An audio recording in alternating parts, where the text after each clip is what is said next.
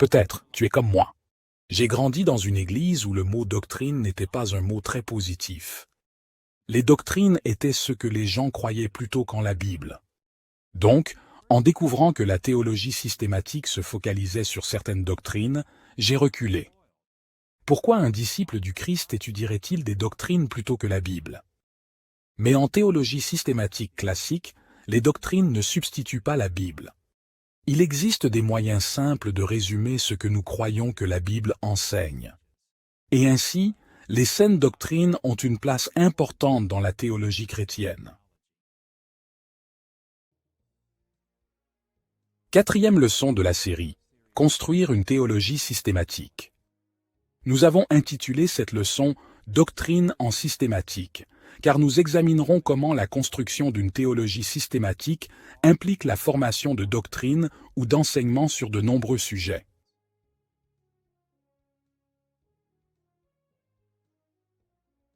Notre leçon sera divisée en 3 grandes parties.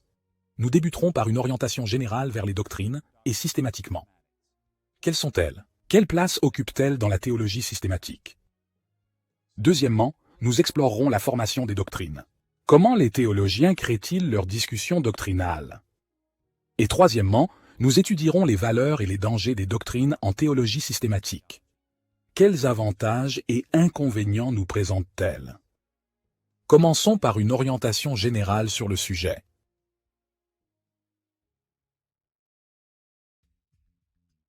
Notre orientation vers les doctrines et la systématique abordera 4 points. Tout d'abord, nous fournirons une définition de ce que nous entendons.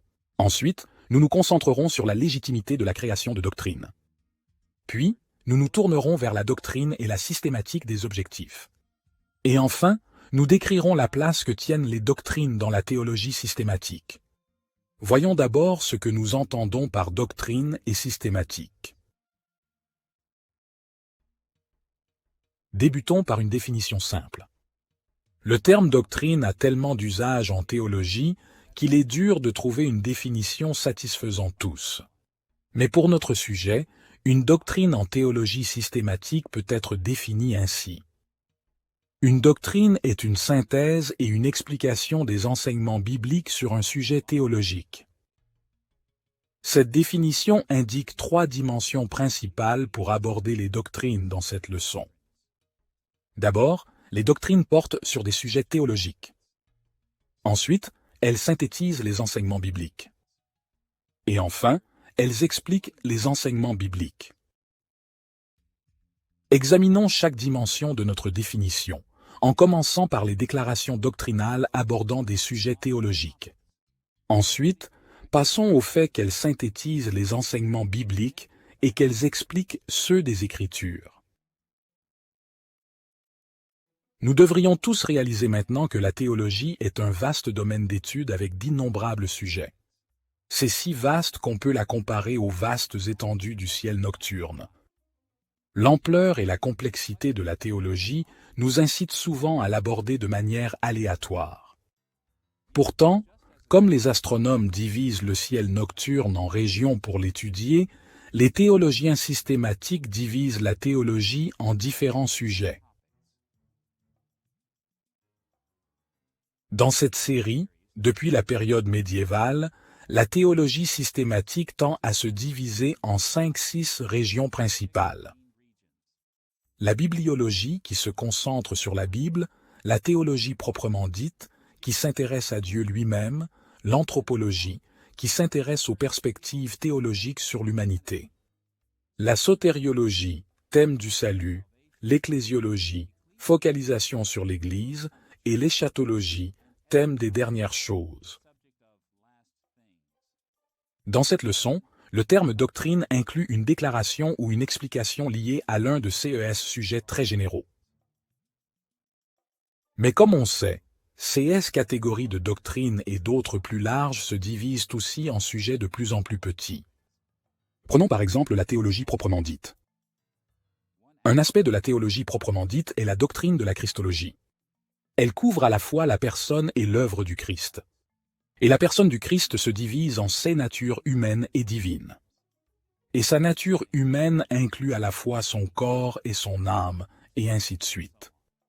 Chaque doctrine majeure de la théologie systématique se divise en sujets de plus en plus petits. Dans cette leçon, nous utiliserons principalement le terme doctrine pour des discussions de théologie systématique d'ampleur importante. Mais restons flexibles, car tout niveau de théologie implique une discussion doctrinale.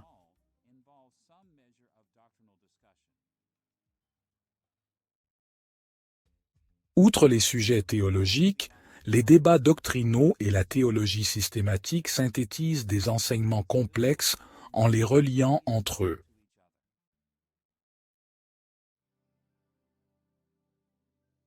Dans une leçon antérieure, nous avons comparé la systématique à un arbre. Un arbre pousse du sol, mais son aspect est très différent du sol où il pousse. D'une manière similaire, les débats doctrinaux et la systématique émergent des Écritures, mais paraissent aussi très différents des Écritures. L'une des principales raisons pour lesquelles les doctrines diffèrent de la Bible est qu'elles sont synthétiques.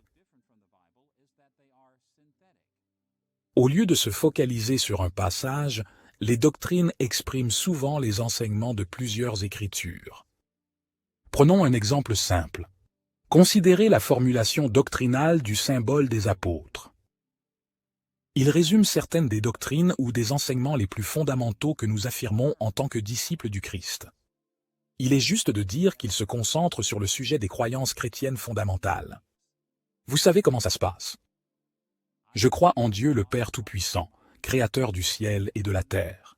Je crois en Jésus-Christ, son Fils unique, notre Seigneur, conçu du Saint-Esprit, né de la Vierge Marie.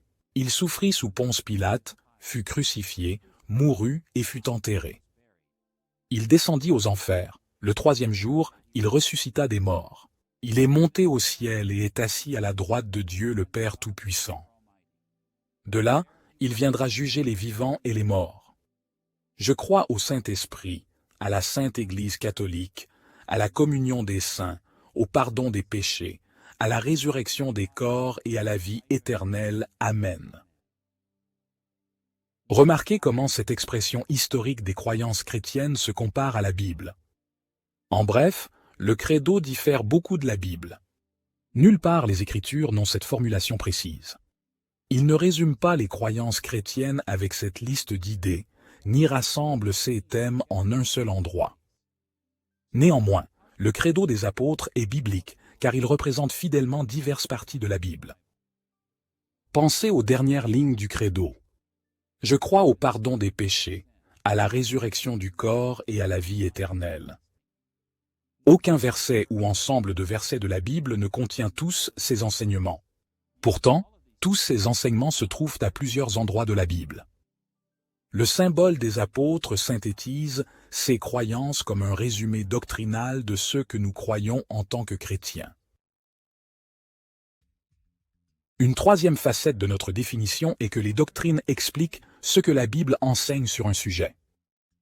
Ces explications peuvent être aussi simples que rassembler des informations dans des propositions théologiques ou s'impliquer comme une défense exhaustive d'un enseignement théologique complexe. Il est utile de voir la qualité explicative des discussions doctrinales comme s'inscrivant dans un continuum. D'un côté, nous avons des déclarations simples sur l'enseignement biblique avec très peu d'explications.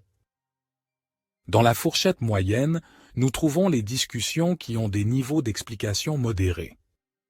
À l'autre extrémité du spectre, certaines discussions doctrinales proposent des explications détaillées. Prenons un exemple d'énoncé doctrinal qui en dit très peu sur un sujet. Le symbole des apôtres représente un tel extrême qu'il ne fournit presque aucune explication. Par exemple, la seule chose qu'il dit à propos de Dieu le Père est qu'il est tout-puissant et qu'il est le Créateur du ciel et de la terre. Ces qualifications expliquent un peu la croyance au Père, mais elles ne disent pas beaucoup. Le credo parle davantage du Fils, mais concernant le Saint-Esprit, le credo de l'apôtre se contente de dire « Je crois au Saint-Esprit » et que le Christ a été conçu par le Saint-Esprit, sans plus. Souvent, les doctrines sont énoncées de manière simple. Ces déclarations simples ont plusieurs utilisations positives dans la vie de l'Église, mais elles ne sont pas l'unique manière dont les doctrines apparaissent. Au centre du spectre se trouvent les discussions sur les doctrines avec des niveaux d'explication modérés. Par exemple, la majorité des catéchismes et des confessions protestantes abordent les sujets théologiques ainsi.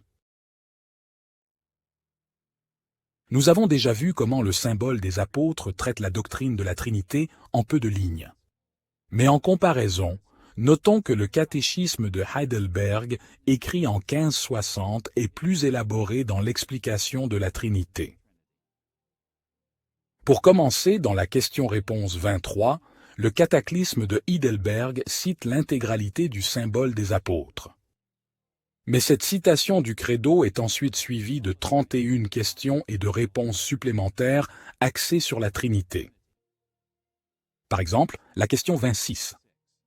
Il demande « Que croyez-vous en disant « Je crois en Dieu le Père Tout-Puissant, Créateur du ciel et de la terre » Et bien sûr, c'est une référence à la première ligne du credo des apôtres. Et voici l'explication qui suit une réponse numéro 26. Que le Père éternel de notre Seigneur Jésus-Christ, ayant créé le ciel et la terre et tout, ce qui s'y trouve à partir de rien, les soutient et les gouverne par son conseil éternel et sa providence, est mon Dieu et Père grâce au Christ, son Fils. Je lui fais tellement confiance que je ne doute pas qu'il pourvoira à tout ce dont j'ai besoin pour mon corps et mon âme. Et il se tournera vers mon bien quelle que soit l'adversité qu'il m'enverra dans ce triste monde. Il est capable de le faire parce qu'il est Dieu Tout-Puissant. Il désire faire cela parce qu'il est un Père fidèle. Cette explication de ce que signifie croire au Père est bien plus complète que la simple phrase que nous trouvons dans le credo des apôtres. À l'autre extrémité du spectre se trouvent les discussions documentaires avec des explications détaillées. Souvent, ces explications élaborées montrent de nombreuses preuves pour des points de vue théologiques défendant telle ou telle perspective. Pour la plupart, les écrits formels et la théologie systématique font partie de cette catégorie. Les théologies systématiques approfondies intègrent souvent tous des credos, des catéchismes, des confessions et ajoutent du matériel explicatif. Par exemple, le symbole des apôtres contient quelques lignes sur la doctrine de la Trinité. Le catéchisme de Heidelberg a 31 questions et réponses, et Charles Hodge dédie 4 chapitres de sa théologie systématique, couvrant plus de 200 pages. Les explications des doctrines sont typiques des théologies systématiques formelles. Alors que nous abordons le sujet des doctrines et de la théologie systématique, nous devons réaliser que nous avons affaire à différents niveaux d'explication. Les médecins expliquent les enseignements bibliques sur des sujets théologiques à divers degrés. Maintenant que nous avons vu ce que signifient doctrine et théologie systématique, tournons-nous vers la deuxième préoccupation de notre orientation sur ce sujet. Comment justifier la création de doctrines? Pourquoi les théologiens estiment-ils légitime de synthétiser et d'expliquer les enseignements bibliques ainsi? Ce sont des questions clés car beaucoup d'églises chrétiennes résistent à l'affirmation de doctrines. Peut-être connaissez-vous les slogans « Aucun credo sauf Christ ». Nous ne voulons d'autre doctrine que la Bible. Nous pouvons comprendre les motivations derrière ces sentiments car ils reflètent souvent une vision élevée des Écritures. Pourquoi les théologiens systématiques ne laissent-ils pas les enseignements de la Bible tels quels? Pourquoi divisent-ils les enseignements des Écritures en sujets, synthétisent et expliquent ce qu'elles disent sur ces sujets? L'un des arguments convaincants pour créer des doctrines est que des figures bibliques nous montrent cette pratique. Nous aborderons seulement 2 exemples de personnages bibliques discutant des doctrines. Premièrement, nous examinerons l'exemple de Jésus et deuxièmement, celui de l'apôtre Paul. Regardons d'abord une époque où Jésus nous a donné une synthèse et une explication thématique des enseignements bibliques. Par exemple, considérons le moment où Jésus a été interrogé sur le plus grand commandement. Écoutez ces paroles de Matthieu chapitre 22, versets 35 à 40. Un des pharisiens, expert en loi, a testé Jésus avec cette question. « Maître, quel est le plus grand commandement de la loi ?» Jésus répondit, « Aime le Seigneur ton Dieu avec tout ton cœur, ton âme et ta pensée. C'est le premier et plus grand commandement, et le second est similaire. Aime ton prochain comme toi-même. » Toute la loi et les prophètes dépendent de ces deux commandements. Comme nous le verrons, ce que Jésus a fait ici a tous les éléments de notre définition d'une doctrine théologique. D'abord, ce passage aborde un sujet théologique. Un pharisien approcha Jésus avec une question. « Seigneur, quel est le plus grand commandement ?» Cette question vient de la manière dont les théologiens à l'époque de Jésus ont représenté leurs préoccupations théologiques. Il n'y a pas de paragraphe de chapitre de livre de l'Ancien Testament, ni même de verset qui aborde directement cette question. Ainsi, le pharisien soulevait un sujet théologique très similaire au type de sujet que l'on trouve dans la théologie systématique. Ensuite, Jésus a répondu en synthétisant deux passages bibliques. Il ne s'est pas contenté de citer un seul passage biblique pour en rester là.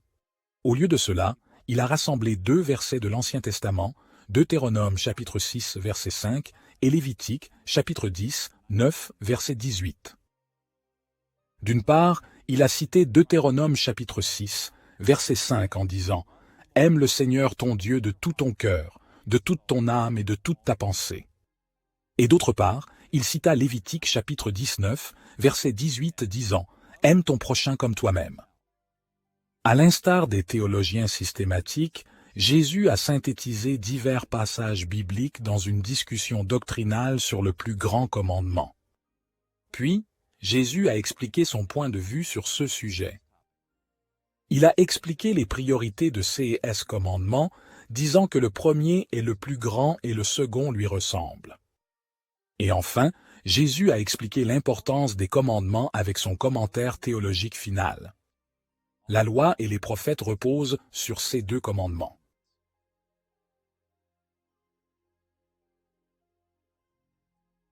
L'exemple de Jésus confirme la légitimité de former des doctrines en théologie systématique. Si Jésus avait des sentiments négatifs sur les doctrines, il aurait demandé aux pharisiens pourquoi proposer des doctrines. Vous devriez être satisfait de ce que dit l'Écriture. Mais plutôt, Jésus s'est lancé dans une discussion doctrinale.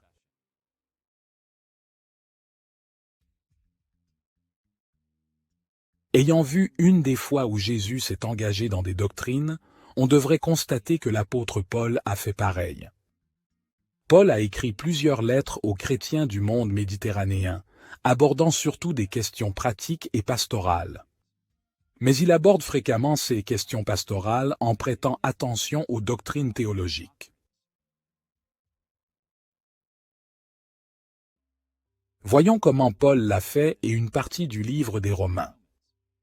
En gérant les conflits entre Juifs et païens à l'Église de Rome, Paul a conçu une présentation doctrinale assez élaborée. Un bel exemple apparaît dans Romains chapitre 4, versets 1 à 25. Il y a beaucoup de choses à dire sur ce passage, mais nous montrerons comment il reflète les trois éléments de notre définition des doctrines théologiques. Il se concentre sur un sujet, synthétise de nombreux passages bibliques et les explique. En premier lieu, Paul s'est concentré sur un sujet, la justification par la foi dans l'Ancien Testament. Le chapitre 4 de Romains est introduit à la fin du chapitre d'avant. Voici une question de Romains chapitre 3, verset 31. Devons-nous alors annuler la loi par cette foi? Cette question permet à Paul d'exprimer son avis sur le thème du chapitre 4 des Romains, la justification par la foi dans l'Ancien Testament. Il n'y a pas de livre, de chapitre, de paragraphe ou de verset de l'Ancien Testament expliquant directement ce problème. Il s'agissait plutôt d'un sujet théologique qui intéressait Paul. Étant un sujet théologique, Romains chapitre 4, versets 1 à 25, correspond à notre définition d'une discussion doctrinale, car Paul a abordé cette question en synthétisant les enseignements de plusieurs passages bibliques. Un rapide coup d'œil à ce chapitre révèle qu'il a fait appel à l'Ancien Testament pas moins de 7 fois. Au verset 3, Paul a cité le chapitre 15 de Genèse, verset 6. Au verset 6, Paul a fait appel aux versets 1 à 2 du psaume 32. Au verset 10, il a comparé le chapitre 15 au chapitre 17 de Genèse. Dans les versets 16 et 17, Paul cite Genèse 17.5. Au verset 18, il a cité Genèse chapitre 15 verset 5. Au verset 19, l'apôtre a évoqué Genèse chapitre 17 verset 17 et chapitre 18 verset 11. Et enfin, au verset 23 à 24, Paul a cité une fois de plus le chapitre 15 de Genèse, verset 6. Le fait de noter que Paul se référait souvent à des versets de l'Ancien Testament montre qu'il synthétisait des passages bibliques pour élaborer sa doctrine. De plus, comme le suggère notre définition de la discussion doctrinale, Paul a expliqué ses opinions sur ce sujet. Son affirmation doctrinale était que la justification par la foi est confirmée par la loi de l'Ancien Testament. Il a expliqué son point en plusieurs façons. D'abord, Genèse 15, verset 6, indique que la foi d'Abraham fut considérée comme justice. Et Paul a expliqué que ce qui est crédité n'est pas gagné par bonnes œuvres.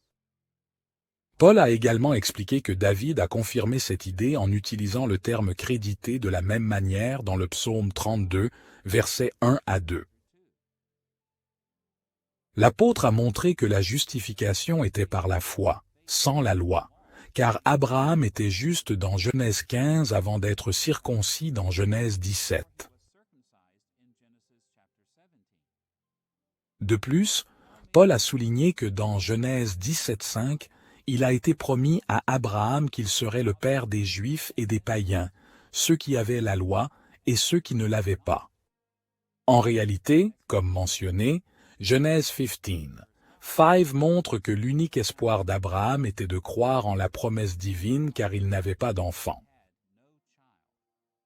Comme l'indique Genèse chapitre 17 et chapitre 18-11, la foi était constamment requise d'Abraham, car lui et sa femme étaient trop âgés pour avoir des enfants normalement.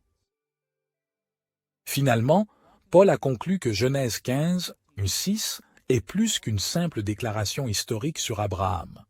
C'est une leçon sur la centralité de la foi pour les croyants chrétiens. Bref, nous voyons que comme Jésus, Paul s'implique dans des discussions doctrinales.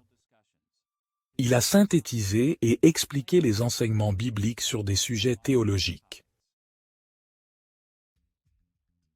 Outre la compréhension de notre définition d'une doctrine et la légitimité des débats doctrinaux, il est crucial de saisir les objectifs des doctrines et de la systématique. Pour comprendre la formation des doctrines par les systématiciens, il faut voir que deux objectifs régissent les débats doctrinaux. D'une part, les doctrines visent à établir de vrais enseignements. D'autre part, les disciples du Christ choisissent de croire, mais ils sont aussi façonnés par l'objectif négatif de s'opposer aux fausses doctrines. Ces deux objectifs ont fortement influencé le caractère des doctrines et des systématiques. Examinons les deux. Commençons par l'objectif de former de vraies doctrines.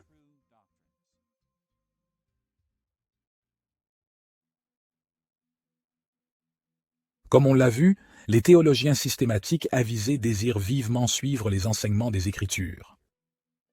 Le souci d'exprimer la vérité conduit les systématiciens à suivre les Écritures comme juges suprêmes de la vérité. Mais les systématiciens font face à un souci.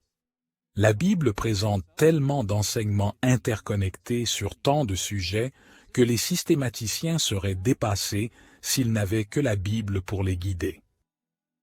Considérez par exemple tout ce que la Bible enseigne sur la Christologie, la doctrine du Christ. À bien des égards, la Bible entière parle du Christ, directement ou indirectement. Il représente une vaste réserve d'informations à son sujet. Et si les systématiciens tentaient de dire tout ce que la Bible dit vrai sur la doctrine du Christ, ils ne pourraient jamais arrêter d'écrire. Comment les systématiciens décident-ils quelle partie de la Bible inclure ou exclure? L'orientation positive de la systématique est guidée autant par les Écritures que par les accents et les priorités chrétiens traditionnels. À bien des égards, les systématiciens déterminent les problèmes à aborder en examinant ce que les chrétiens fidèles ont fait dans le passé. Les efforts des principaux théologiens, croyances, confessions et autres ont un effet majeur sur la forme des discussions doctrinales en théologie systématique. Aussi important que soit l'objectif positif de la systématique pour élaborer les doctrines, les systématiciens déterminent aussi le contenu et l'accent de celle-ci selon un objectif négatif. Nous entendons par là que l'un des principaux objectifs des discussions doctrinales a été de contrer les faux enseignements. Cet objectif négatif dérive également des Écritures. En fait, une grande partie de la Bible est consacrée à s'opposer aux faux enseignements. La théologie de l'Écriture s'intéresse constamment à la fois aux présentations positives des doctrines et à l'opposition négative aux faux enseignements. Donc, quand les systématiciens choisissent ce qu'ils incluent ou excluent, mettent en avant ou marginalisent, certaines décisions sont influencées par le désir de corriger une fausse doctrine. En plus de s'opposer aux mensonges selon les Écritures, les systématiciens visent cet objectif négatif pour suivre les priorités chrétiennes traditionnelles.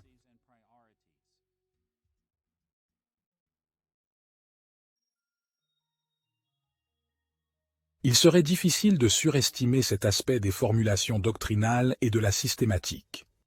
Par exemple, pensez à ce que dit le symbole de Chalcédoine écrit en 451 à propos de la personne dans la nature du Christ. Cela se lit de cette façon.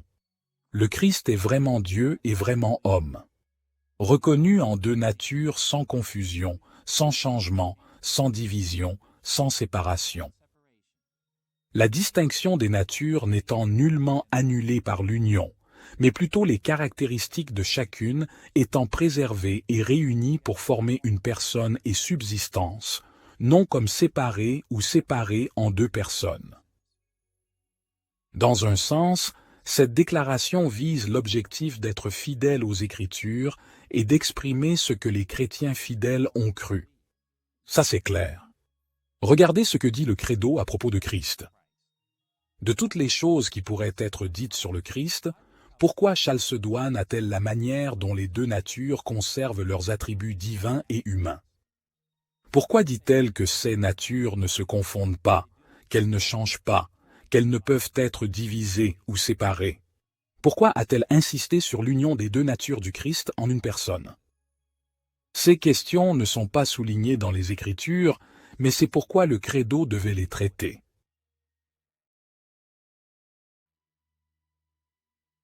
En réalité, l'accent de Chalcédoine s'est développé pour répondre aux fausses doctrines sur le Christ apparues durant les premiers siècles du christianisme. Certains faux enseignements niaient l'humanité complète du Christ, d'autres sa divinité entière et d'autres niaient qu'il était une seule personne. De la même façon, plusieurs discussions doctrinales en théologie systématique formelle adoptent ce genre d'agenda négatif. Par exemple, lorsque Charles Hodge traitait la doctrine de la connaissance de Dieu dans le volume 1, chapitre 4 de sa théologie systématique, il débutait par un bref paragraphe expliquant que la doctrine claire des Écritures indique que Dieu peut être connu. Mais juste après cette première affirmation, Hodge a abordé en détail 3 idées fausses sur la signification de connaître Dieu. Contrairement à d'autres enseignements, dit-il, cela ne veut pas dire qu'on peut connaître toute la vérité sur Dieu. Ensuite, il a abordé un autre faux enseignement, disant qu'on ne devrait pas aspirer à créer une image mentale de Dieu. Enfin, écrit-il, nous ne devrions pas croire que Dieu puisse être compris ou connu de manière exhaustive. Suite à ces réfutations négatives de fausses opinions, Hodge a recommencé à expliquer positivement les manières dont Dieu peut être connu. Ce que Hodge a fait ici est typique de la théologie systématique.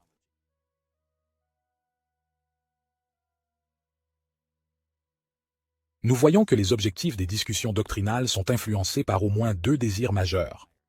L'envie d'exprimer la vérité, mais aussi l'envie de contrer le mensonge.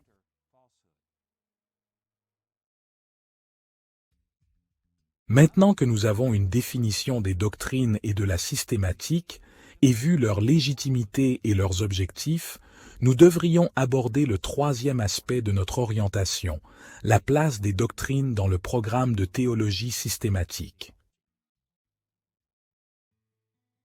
In previous lessons, we've seen that from the medieval period, theology was built with four basic steps: the formation of carefully defined technical terms, the creation of propositions, then the formation of doctrines, and finally, a comprehensive system of beliefs. Alors, il faut se souvenir qu'il est un peu artificiel de considérer ces préoccupations comme des étapes pour construire une théologie. Les systématiciens s'impliquent en permanence dans toutes ces étapes. Mais il est bon de voir le processus de construction d'une théologie systématique comme allant du simple au complexe. Au niveau le plus bas, les termes techniques théologiques sont les éléments basiques de la théologie systématique. Sans terminologie bien définie, il serait difficile de construire une théologie systématique solide. La seconde étape est la formation des propositions. Si nous considérons les termes techniques comme les bases de la systématique, les propositions deviennent comme des rangées de blocs utilisant et expliquant ces termes. Et nous pouvons décrire les doctrines comme des rangées de propositions qui forment des portions de murs ou des murs entiers. Finalement, le système théologique illustre comment les théologiens érigent un bâtiment entier avec des énoncés doctrinaux. On voit donc que, tout comme les murs sont essentiels à un édifice, les doctrines tiennent une place essentielle dans la construction d'une théologie systématique.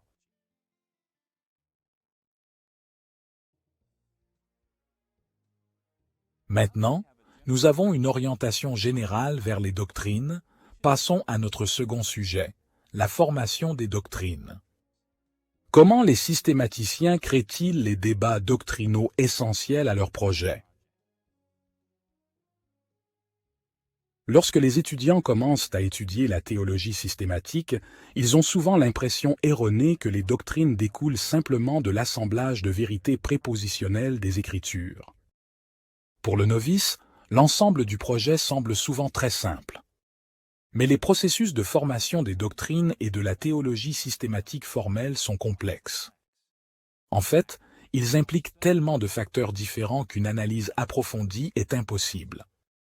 Pourtant, nous pouvons avoir un aperçu de la manière dont les doctrines sont formées dans la théologie systématique.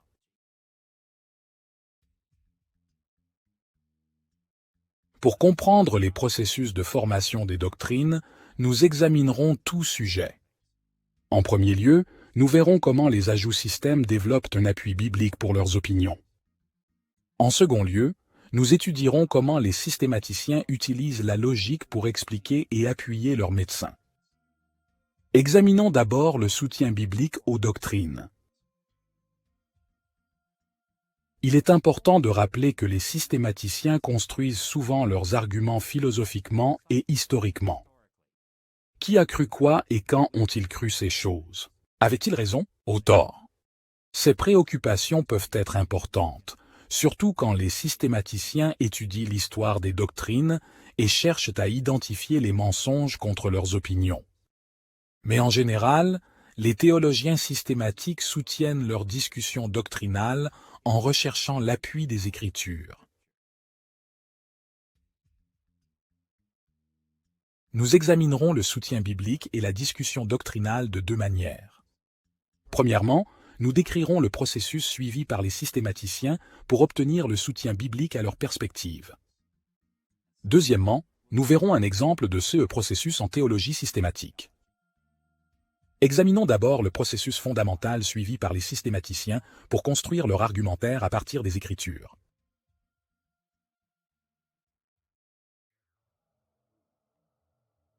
Dans les leçons précédentes, nous avons vu que les systématiciens manipulaient les Écritures en les soumettant à une réduction factuelle. Ils cherchent les faits théologiques des passages bibliques. Et comme nous l'avons également vu, ils rassemblent ces faits en propositions théologiques. Mais en créant des doctrines, les théologiens systématiques vont au-delà des processus basiques pour une synthèse et une explication plus large. Lorsque nous parlons de synthèse et d'explication à grande échelle, nous pensons au fait que les théologiens systématiques continuent de rassembler différents aspects des enseignements bibliques. Ils utilisent des propositions théologiques pour créer des synthèses théologiques plus larges et plus complexes. Ils ont formé des couches d'enseignements bibliques jusqu'à terminer leur discussion d'un sujet théologique.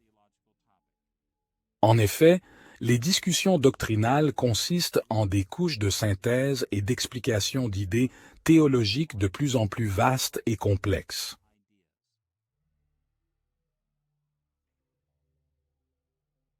En gardant ces processus de base en tête, regardons un exemple.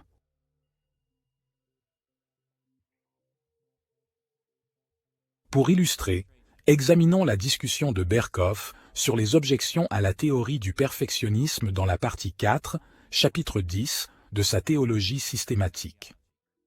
Le perfectionnisme est l'idée de quelques chrétiens qu'on peut être totalement libérés du péché dans cette vie. Dans cette section, Berkhof a réuni des arguments bibliques pour appuyer l'objectif de s'opposer à cette fausse vision. Dans sa présentation, Berkhof a d'abord affirmé que le perfectionnisme était absolument intenable à la lumière des Écritures. Il a ensuite tenté de prouver son point de vue en 3 paragraphes, chacun présentant une affirmation de base. Le premier paragraphe dit que la Bible donne l'assurance, qu'il n'y a personne sur terre qui ne pêche. Le deuxième paragraphe débute par cette affirmation. D'après l'Écriture, une guerre constante existe entre la chair et l'esprit chez les enfants de Dieu, et même les meilleurs s'efforcent d'atteindre la perfection. Et son troisième paragraphe commence par la confession du péché et la prière pour le pardon qui sont continuellement requises dans les Écritures. La présentation de Berkhof n'est pas dure à comprendre. Il a soutenu que le perfectionnisme est contraire aux Écritures car elles enseignent que tout le monde pêche, que les croyants luttent contre le péché et que chacun doit se confesser et demander pardon. Bien que la position de Berkhof puisse être comprise dans l'ordre présenté sur papier, nous voulons revenir en arrière pour voir comment il a obtenu le soutien biblique pour sa présentation. Berkhof a mentionné 9 passages bibliques. Après avoir rassemblé ces versets en 3 groupes, Berkhof a formé des propositions qu'il a dérivées de ces textes. Dans le premier paragraphe, il a simplement énuméré les 6 premières références bibliques et a conclu que la Bible nous donne l'assurance qu'il n'y a personne sur terre qui ne pêche pas.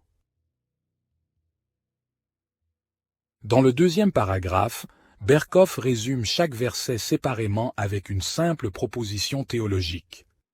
Se référant à Romains chapitre 7, versets 7 à 26, Berkhof écrit que Paul décrit de manière frappante cette lutte, se référant sûrement à lui dans son état régénéré.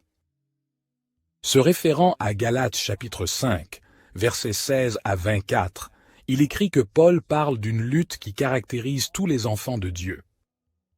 Se référant aux versets 10 à 14 du chapitre 3 de l'Épître aux Philippiens, il a déclaré que Paul se décrit pratiquement à la fin de sa carrière comme quelqu'un qui n'a pas encore atteint la perfection.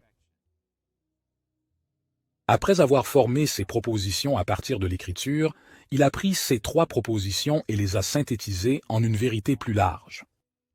Comme il l'a dit, selon les Écritures, une guerre constante existe entre la chair et l'esprit chez les enfants de Dieu, et même les meilleurs cherchent toujours la perfection.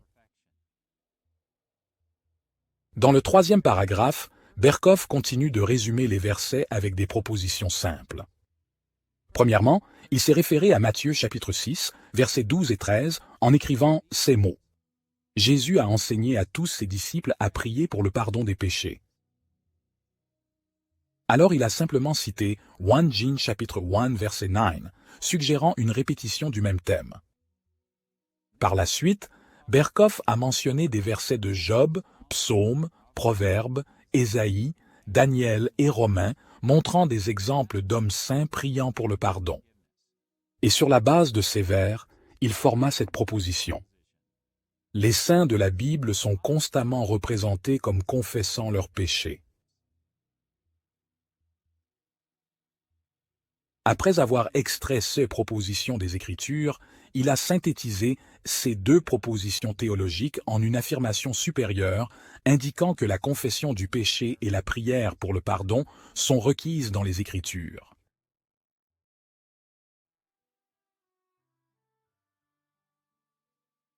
Nous voyons que Berkhof a développé 3 affirmations bibliques dans sa discussion sur le perfectionnisme, un par paragraphe, avec des synthèses et des explications de plus en plus vastes et complexes. Dans le premier paragraphe, il affirme que la Bible assure qu'il n'y a personne sur terre sans péché. Dans le deuxième paragraphe, il disait que d'après les Écritures, une guerre constante existe entre la chair et l'esprit chez les enfants de Dieu, et tous cherchent toujours la perfection. Et dans le troisième, il dit que la confession des péchés et la prière pour le pardon sont à chaque fois requises dans les Écritures. Pour finir cette discussion doctrinale sur le perfectionnisme, Berkhof a élevé ces 3 affirmations à un niveau de synthèse supérieur.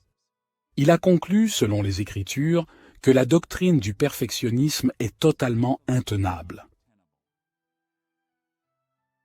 Les écrits des théologiens systématiques ne sont pas toujours aussi clairs et directs que cet exemple le suggère. Mais ce qu'on a vu ici est typique de comment les systématiciens trouvent un appui biblique pour leur doctrine. Ils réduisent les Écritures à des faits. Ils rassemblent ces faits pour élaborer des propositions théologiques et les synthétisent en niveau supérieur et plus complexe de revendications théologiques. C'est le processus suivi quand des ajouts au système rassemblent un soutien biblique pour leur doctrine. Après avoir vu comment les systématiciens trouvent un appui biblique pour leur doctrine, examinons comment ils trouvent un soutien logique à leurs opinions.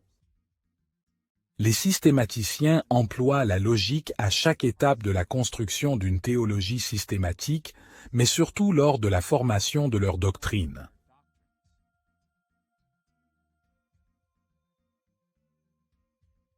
Il sera utile d'aborder 3 aspects clés du support logique ou discussion doctrinale. D'abord, examinons l'autorité d'hébergement. Quelle autorité la théologie systématique admet-elle pour l'hébergement? Ensuite, nous examinerons comment les systématiciens établissent un soutien logique en extrayant les implications déductives des Écritures, comment ils déduisent les perspectives de la Bible, et enfin, nous verrons les niveaux de certitude offerts par la logique inductive dans les débats doctrinaux. Dans quelle mesure pouvons-nous avoir confiance dans les explorations logiques inductives qui sont si essentielles à l'établissement de doctrines? Pensons d'abord à l'autorité de la logique. Dans les leçons précédentes, on a vu qu'en s'éloignant de ses racines juives et en se diffusant dans le monde méditerranéen, la foi chrétienne a amené les théologiens à s'intéresser davantage aux pensées hellénistiques. Durant la période patristique, l'interaction avec le néoplatonisme a accru l'intérêt pour l'analyse logique en théologie chrétienne. Mais les premiers pères chrétiens limitaient leur réflexion rationnelle, reconnaissant que les vérités supérieures de la foi chrétienne ne pouvaient être saisies que par une illumination mystique allant au-delà des limites de l'analyse logique.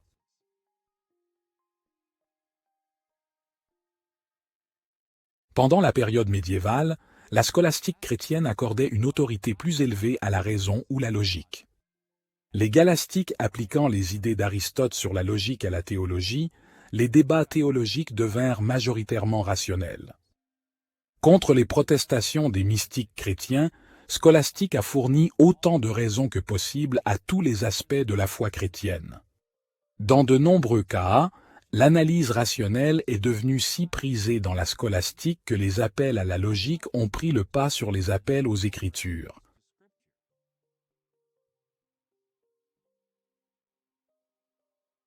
Les théologiens protestants ont répondu à cette tendance du rationalisme médiéval avec la doctrine de sola scriptura.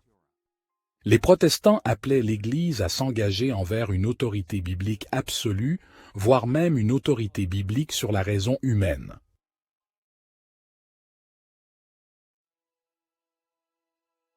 Bien que des divergences existent parmi les protestants sur cette question, en général, ils croient en deux vérités concernant la logique.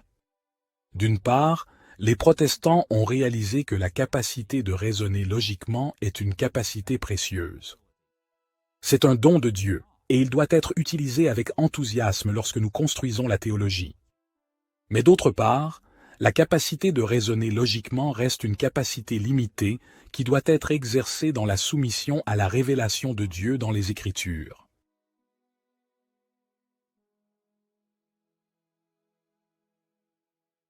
Un bel exemple de cette double vision de la logique peut être vu dans la manière dont les ajouts de systèmes sonores emploient la loi de non-contradiction.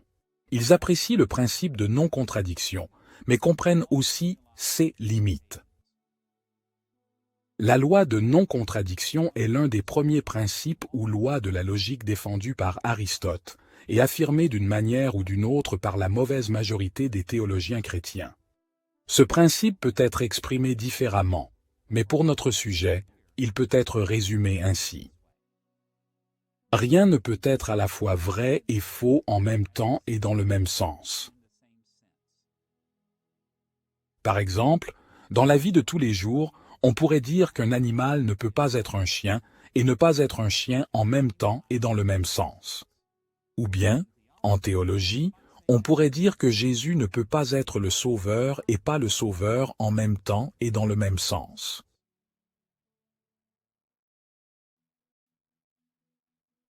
Maintenant, tout comme de bons théologiens protestants ont examiné la logique en général de deux manières, ils ont également examiné le principe de non-contradiction de deux manières.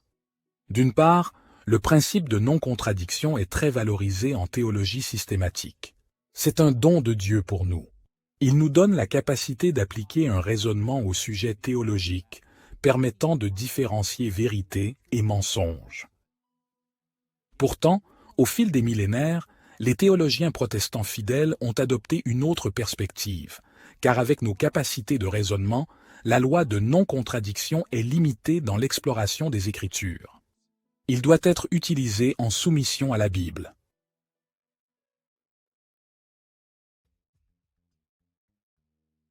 La soumission du principe de non-contradiction aux Écritures est importante car parfois, les Écritures semblent se contredire. Elles semblent revendiquer des choses logiquement incompatibles. Que font les systématiciens quand c'est le cas? Comment gèrent-ils les contradictions apparentes en cherchant à synthétiser logiquement les enseignements bibliques? En général, les systématiciens répondent à ces contradictions apparentes dans la Bible en mettant l'accent sur un facteur sur deux: notre faillibilité et notre affinité. D'une part, les Écritures semblent souvent contradictoires parce que nous sommes faillibles. En d'autres termes, le péché a corrompu notre pensée, nous faisant tomber dans des erreurs car nous sommes faillibles, lisant parfois mal la Bible et imaginant des contradictions inexistantes.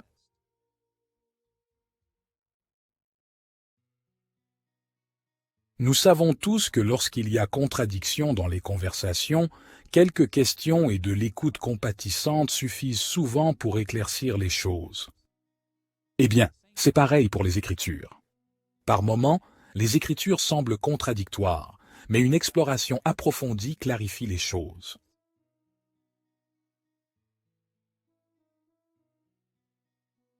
Par exemple, considérons Proverbe 26, versets 4 et 5. Ne répondez pas à un insensé selon sa folie, ou vous lui ressemblerez.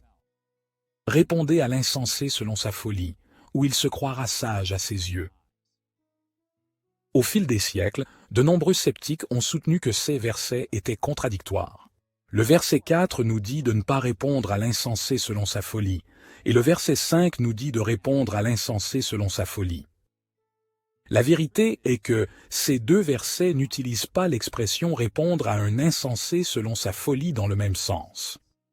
Au lieu de cela, chaque verset nous indique simplement qu'en faire l'un et qu'en faire l'autre. Avec un peu de réflexion, nous pouvons voir que même si des passages comme celui-ci peuvent paraître contradictoires, ils ne le sont pas. Cet exemple montre pourquoi les systématiciens travaillent pour harmoniser les enseignements des Écritures. Ils abordent les Écritures en espérant qu'elles sont logiquement compatibles, parce qu'elles viennent de Dieu, qui ne ment pas. De plus, les systématiciens savent d'expérience qu'en appliquant la loi de non-contradiction aux Écritures, les contradictions apparentes s'estompent souvent. Bien qu'il soit important de se rappeler que les Écritures semblent parfois contradictoires parce que nous les avons mal comprises, elles semblent souvent ainsi parce que nous sommes limités. Elles semblent logiquement incompatibles parce que nous ne pouvons tout simplement pas les comprendre pleinement.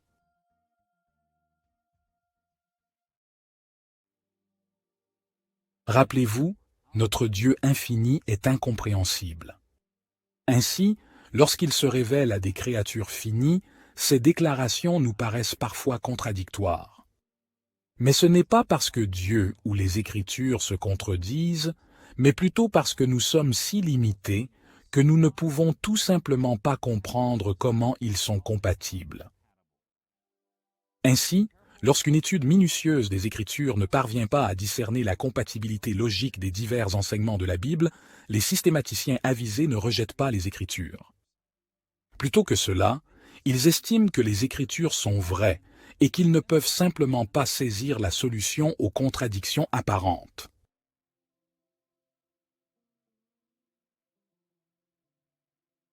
Examinons cette perspective au niveau doctrinal avec deux doctrines traditionnelles. La doctrine de la transcendance divine et la doctrine de l'imminence divine. La transcendance divine se réfère à l'enseignement biblique où Dieu dépasse toutes les limites de l'univers créé, notamment l'espace et le temps. L'imminence divine se réfère à l'enseignement biblique où Dieu est fortement impliqué dans l'espace et le temps, s'engageant dans les détails de l'univers créé. Or, si la Bible ne parlait pas de ces deux vérités sur Dieu, beaucoup d'entre nous pourraient être enclins à penser que ces concepts sont contradictoires. Après tout, les transcendances sont souvent vues comme l'opposé de l'imminence.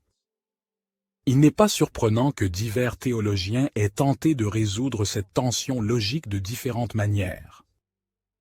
Certaines traditions chrétiennes tendent à tomber dans le fatalisme. Ils insistent tant sur la transcendance de Dieu que son éminence est grandement minimisée. Par exemple, certains chrétiens parlent ainsi. Parce que Dieu est tellement au-dessus de l'espace et du temps, il ne répond pas vraiment à la prière.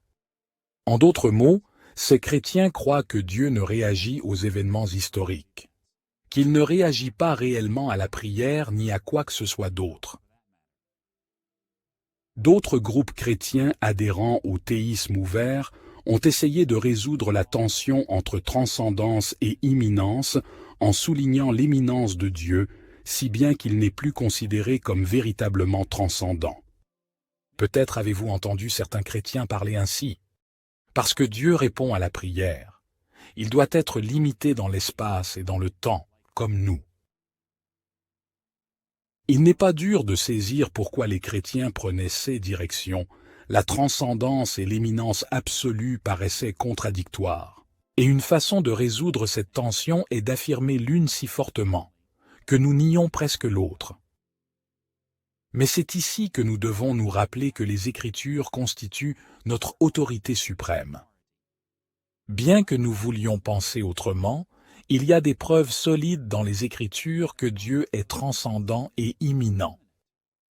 Concernant la prière, les Écritures montrent que Dieu est totalement au-dessus de ces événements. Mais il est aussi convaincant, d'après les Écritures, que Dieu écoute et répond aux prières. Malgré la tension logique que cela crée pour nos esprits limités, nous devons accepter les deux comme étant vrais. Et si nous sommes incapables de concilier de telles idées, nous devons attribuer cette incapacité à nos limites. Alors que nous explorons comment les ajouts de systèmes cherchent un soutien logique pour leurs points de vue doctrinaux, nous devons admettre que la logique est une compétence précieuse pour la systématique. D'un autre côté, si une exégèse biblique précise démontre que, parfois, les Écritures dépassent l'analyse logique, il faut quand même rappeler que notre logique est très limitée. L'autorité de la Bible l'emporte toujours sur l'autorité de la logique.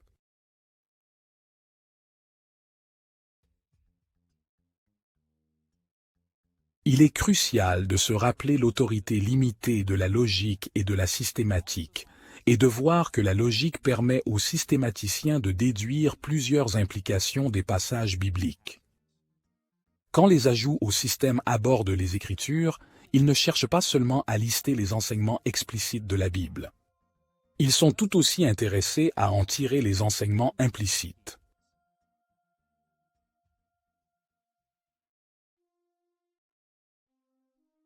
La Bible aborde explicitement et clairement de nombreuses questions. En même temps, elle n'aborde pas explicitement toutes les facettes de chaque enseignement. Les systématiciens manipulant les Écritures doivent souvent combler les lacunes entre les enseignements explicites de l'Écriture. Et ils doivent aussi déduire les hypothèses sous-jacentes aux enseignements de l'Écriture. L'une des principales valeurs de la logique et de la théologie systématique est la capacité qu'elle nous offre de discerner les enseignements implicites des Écritures par la logique déductive.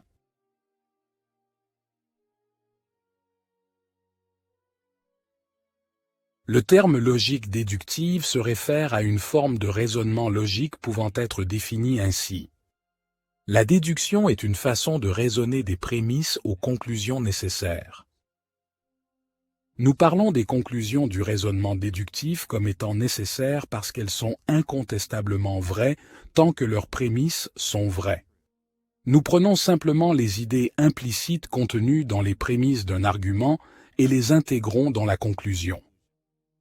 Dans le cas de la théologie systématique, après que les systématiciens ont établi que les Écritures enseignent certaines prémices, ils peuvent déduire plusieurs implications nécessaires des Écritures.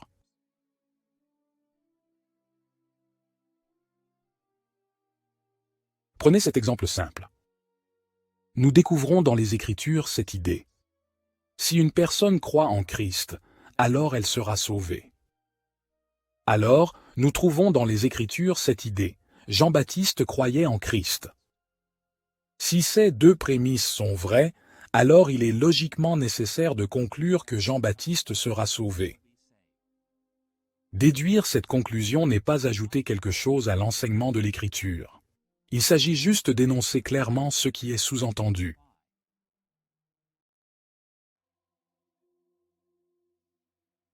Prenons le deuxième exemple. Supposons que les systématiciens démontrent que les Écritures enseignent « Si Christ est ressuscité, alors il est Seigneur ». Enfin, les Écritures disent que la résurrection du Christ prouve bien qu'il est Seigneur. Cette proposition serait établie par une exégèse solide de plusieurs passages bibliques.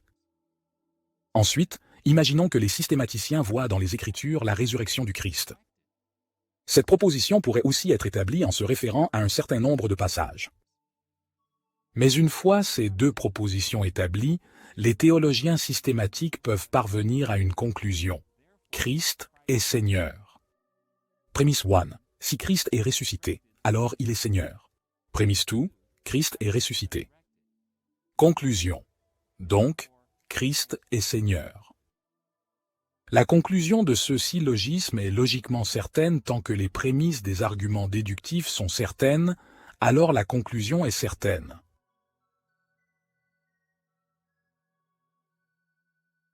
Dans les débats théologiques, les arguments déductifs sont rarement présentés clairement.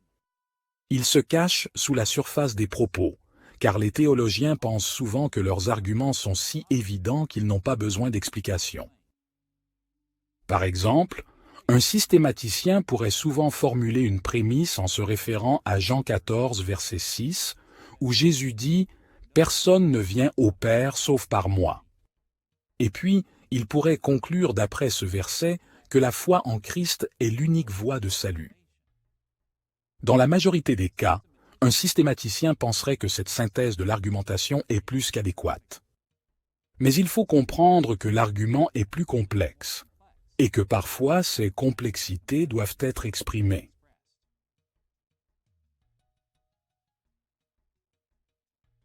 Dans les théologies systématiques, les théologiens présentent les prémices offrant le soutien le plus utile et convaincant à leur croyance. Parfois, la déduction est abrégée car beaucoup est supposé. Mais parfois, les déductions sont décrites plus en détail.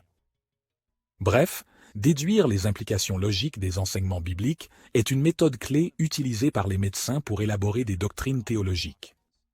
En synthétisant plusieurs couches d'informations bibliques, une grande partie du processus consiste à déduire les implications de leurs découvertes dans les Écritures.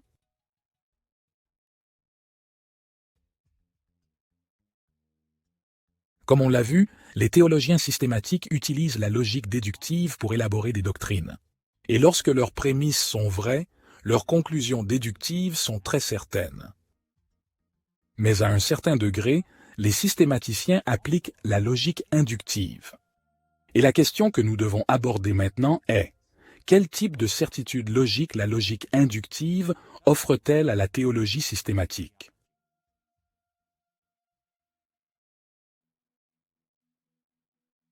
Bien que la logique inductive ait plusieurs définitions, il suffit de la formuler ainsi. La logique inductive est une façon de raisonner des faits particuliers aux conclusions probables. Dans le cas de la théologie systématique, les faits principaux concernent les Écritures et comment elles enseignent ceci ou cela. Et à partir de ces faits bibliques particuliers, les systématiciens déduisent des conclusions probables.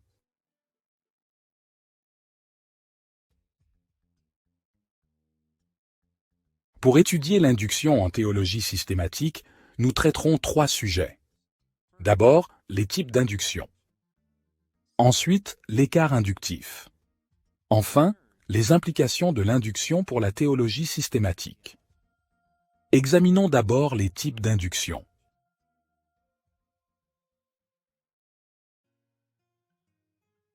Dans plusieurs aspects, l'induction se fait en 2 façons déjà observées. D'un côté, on peut parler d'induction répétitive. 6 moments où nous tirons des conclusions de faits particuliers, répétant sans cesse la même vérité. Et d'un autre côté, on peut parler d'induction composée. Les moments où nous concluons à partir de faits particuliers, ils forment des vérités composées.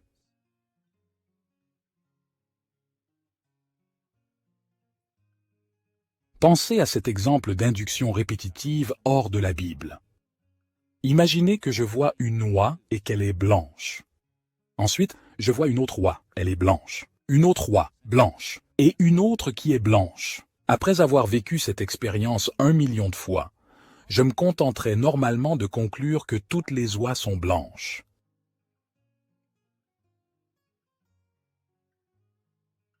Pensez à une induction compositionnelle, ces instants où nous raisonnons de faits précis à une conclusion complexe. Nous faisons cela souvent dans la vie quotidienne. Imaginez que je marche vers ma maison et remarque que la porte est légèrement ouverte. Alors je regarde et vois des meubles déplacés. Je regarde dans la maison et vois un inconnu emporter ma télévision par la porte arrière. Que pourrais-je conclure? Selon toute vraisemblance, je rassemblerai toutes ces informations et je serai très sûr d'être volé. Il s'agit d'une forme d'induction compositionnelle, rassemblant toutes sortes d'informations en une seule conclusion composée. Les théologiens systématiques traitent des Écritures et effectuent les 2 types d'induction. D'un côté, Ils abordent l'induction répétitive, où ils voient des thèmes identiques répétés dans la Bible jusqu'à conclure que quelque chose est toujours vrai. D'un autre côté, ils forment une induction compositionnelle, où ils trouvent tel ou tel fait dans la Bible qui forme des conclusions composées.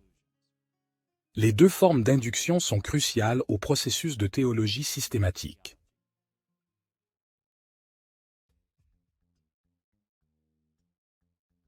Avec ces deux processus d'induction, abordons l'écart inductif, deuxième aspect crucial de la logique inductive.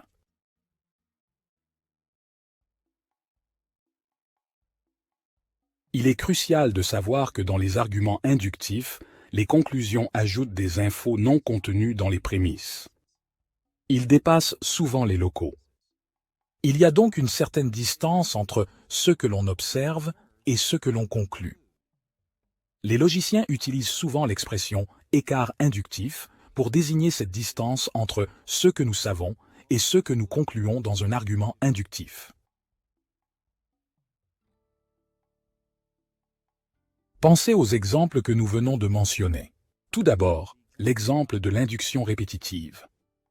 Si nous observons une oie et disons qu'elle est blanche, puis en voyons une autre et répétons cela 1 million de fois, nous pourrions conclure que toutes les oies sont blanches. Mais il y a une différence importante entre savoir qu'un million d'oies sont blanches et dire que toutes les oies sont blanches. La conclusion que toutes les oies sont blanches est probable, mais pas totalement certaine. Il existe un écart inductif entre nos observations et notre conclusion. Alors, qu'est-ce qui nous permet de conclure que toutes les oies sont blanches quand on sait que c'est plus que ceux qu'on a observés? En bref, nous nous appuyons sur des choses connues. Nous nous appuyons sur des expériences et ce qu'on pourrait appeler le bon sens, d'après notre vision du monde. On se dit que regarder 1 million d'oies suffit à prouver mon point de vue.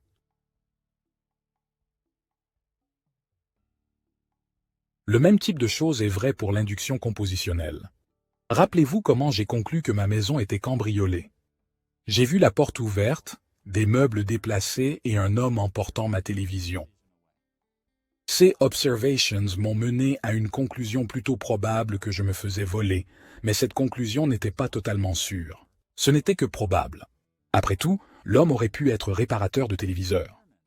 Vous êtes peut-être trompé de maison. Un certain nombre d'autres facteurs auraient pu montrer que ma conclusion était fausse. Nous avons encore affronté le fossé inductif. Ce qui m'a permis de conclure que j'étais volé, ce qui m'a aidé à combler le fossé inductif. J'ai supposé, selon mon expérience et mes influences culturelles, que personne ne ferait ces choses chez moi sans me voler. Se rappeler du fossé inductif est crucial car les théologiens systématiques, en construisant leur doctrine, doivent affronter les limites de ce fossé.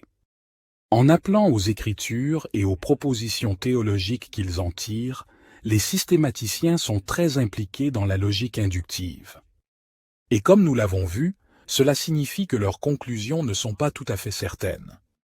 Il peut s'agir de jugements très probables ou établis, mais pas certains dans tous les détails, car basés sur l'induction. À un degré ou à autre, les systématiciens font toujours face au fossé inductif.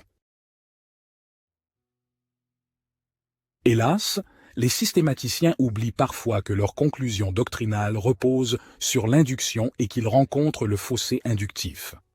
Ils font des affirmations dépassant ce qu'ils ont prouvé. Reconsidérons l'exemple des objections de Berkhof sur la théorie du perfectionnisme dans la partie 4, chapitre 10 de sa théologie systématique.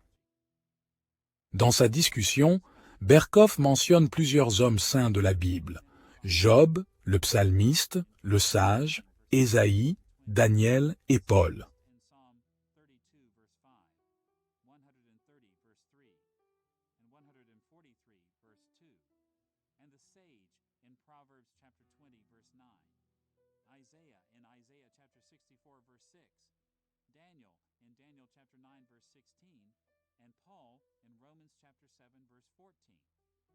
Sur la base de ces exemples, Berkhoff a conclu que les saints de la Bible sont constamment représentés comme confessant leurs péchés dans les Écritures.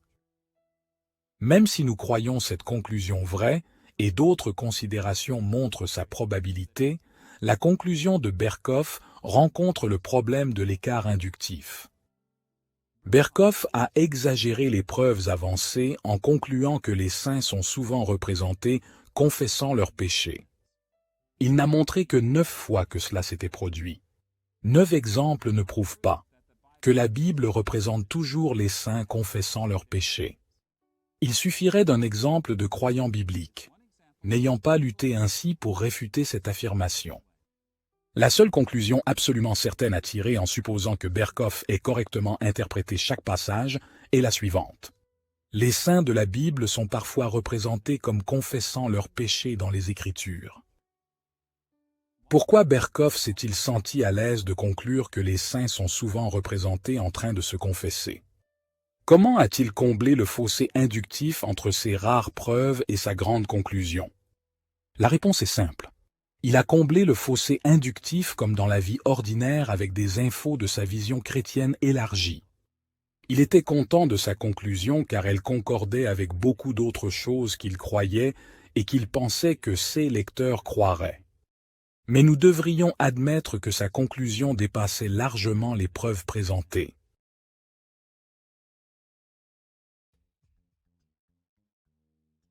Nous sommes prêts à aborder une question sur la certitude inductive. Quelles sont les implications des processus inductifs cruciaux aux doctrines et à la théologie systématique?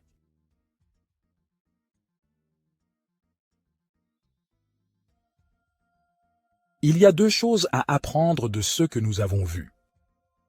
D'abord, réduisons l'écart inductif. Mais aussi, souvenons-nous du jeu inductif. Tout d'abord, chaque croyant doit travailler dur pour diminuer l'écart inductif, et ainsi avoir plus de certitude dans nos conclusions.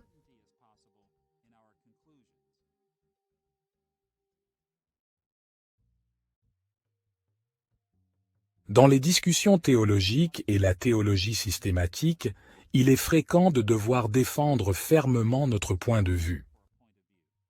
Pour ce faire, nous devons réduire la distance entre nos preuves et nos conclusions.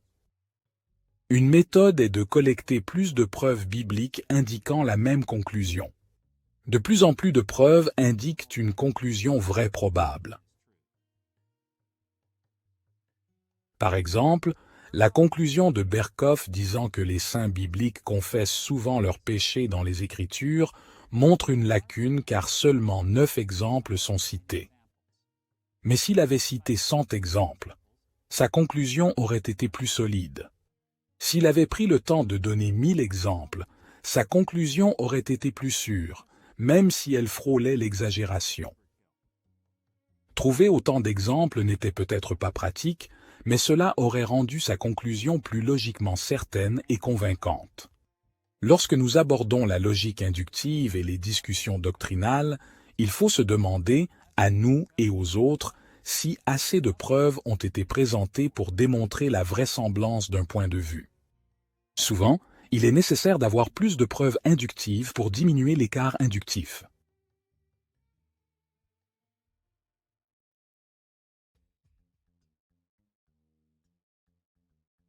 Voici une deuxième implication pratique de ce que nous avons vu. Nous devons toujours nous rappeler que nous ne pouvons pas complètement échapper au fossé inductif. En conséquence, il est souvent sage de simplement reconnaître que certaines conclusions théologiques sont plus ou moins ou probables que d'autres.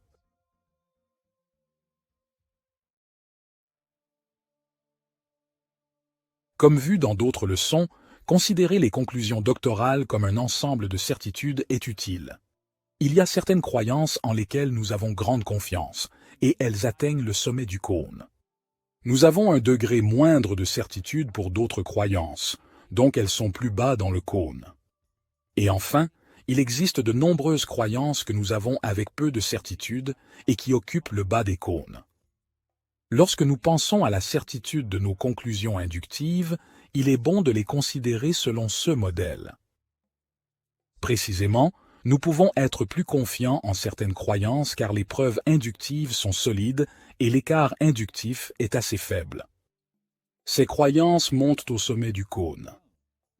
Ces doctrines deviennent des jugements établis dans notre système de croyances, mais les preuves inductives pour d'autres croyances sont moins fortes, donc l'écart inductif est plus important, nous laissant avec moins de certitude logique à leur sujet. Il est donc utile de comprendre que les débats doctrinaux en théologie systématique se résument souvent à déterminer quel point de vue est plus probablement biblique et plus complet dans sa représentation de la Bible. Par exemple, en eschatologie, grâce aux enseignements de l'Écriture, nous sommes sûrs que Jésus reviendra glorieusement. Les preuves inductives de cette croyance sont si fortes qu'il ne faut pas en douter. Cela devrait être au sommet de notre cône de certitude. Les preuves sont plus faibles pour les scénarios spécifiques développés par les chrétiens concernant le retour de Jésus. Ces conclusions devraient être plus bas dans notre cône de certitude. Nous pouvons et devons affirmer le retour du Christ avec une grande confiance, mais nous allons bien au-delà des preuves de l'induction lorsque nous sommes trop dogmatiques sur de nombreux détails de son retour. Il n'y a rien de mal à nous admettre et, aux autres, que nous ne disposons pas de preuves concluantes de tout ce que nous croyons. Souvent, le défi que nous devrions nous lancer à nous-mêmes et aux autres ne devrait pas l'être, c'est la seule façon de comprendre cette doctrine. Plutôt, il est mieux de dire que cette compréhension de la doctrine est plus probable que d'autres. Alors, nous pouvons engager nos frères croyants en examinant les preuves pour des points de vue spécifiques. En bref, la logique est cruciale. Les discussions pédagogiques en théologie systématique. Nous devons utiliser logique et soumission aux Écritures en synthétisant les enseignements bibliques. Lors de discussions sur des doctrines théologiques, soyons prêts à déduire les implications des Écritures pour diverses questions abordées. Au final, la base inductive des doctrines théologiques doit nous rappeler qu'aucune formulation humaine d'une doctrine n'est totalement définitive, et il y a des façons d'améliorer nos croyances.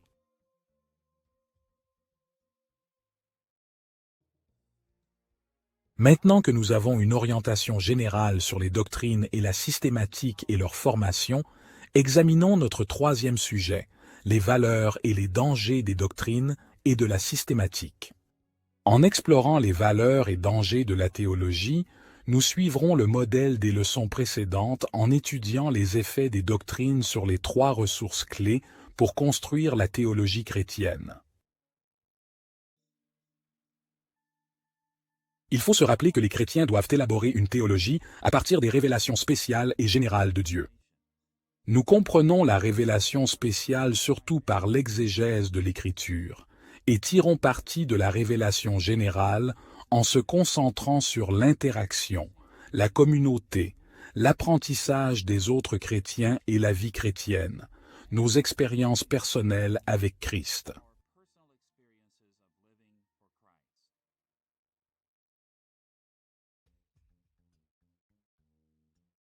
Étant donné l'importance de ces ressources, nous étudierons les valeurs et les dangers des discussions doctrinales et systématiques pour chacune. Nous examinerons d'abord doctrine et vie chrétienne. Ensuite, nous examinerons les doctrines concernant l'interaction et la communauté. Enfin, nous les examinerons en lien avec l'exégèse de Jésus des Écritures. Examinons d'abord la raison théologique de la vie chrétienne.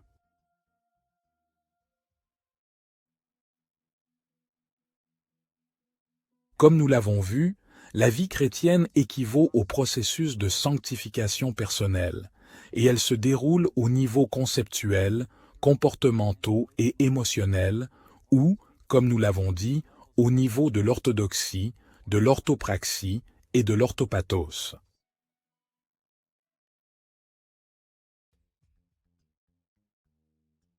Le temps ne nous permettra pas d'étudier toutes les manières dont les doctrines influencent la sanctification. Nous limiterons donc à une manière majeure d'améliorer et une manière majeure d'entraver la vie chrétienne. Examinons d'abord une manière dont les discussions doctrinales peuvent améliorer nos efforts pour vivre pour Christ.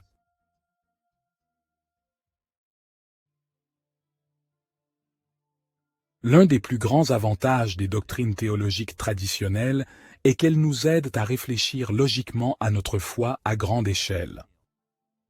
Comme nous l'avons vu, les doctrines sont construites en synthétisant et en expliquant logiquement de nombreux passages bibliques. Malheureusement, de nombreux chrétiens ne savent pas penser logiquement à ce qu'ils croient. En réalité, parfois, les chrétiens bien intentionnés refusent l'idée de réfléchir aux liens logiques entre leurs nombreuses croyances. Au lieu de cela, ils préfèrent fonder leurs décisions sur seulement une ou deux considérations bibliques. Je me souviens d'une conversation avec un jeune homme convaincu de ne pas devoir payer d'impôts à son gouvernement. Il a mentionné 1 Corinthiens 10, verset 31, et a dit « Je dois tout faire pour la gloire de Dieu, et payer des impôts ne glorifie pas Dieu. » Bien sûr, je devais approuver en partie ce qu'il disait. Il est vrai que nous devons tout faire pour la gloire de Dieu. Mais l'implication qu'il en a tirée reposait sur trop peu d'informations bibliques. Cela n'était pas guidé par une foule d'autres enseignements bibliques pertinents. Le problème avec l'argument de cet homme? Il avait oublié un principe essentiel des Écritures à toujours garder en mémoire. Je le dis souvent ainsi. On ne peut tout simplement pas tout dire d'un coup. Même Dieu ne le peut pas lorsqu'il nous parle.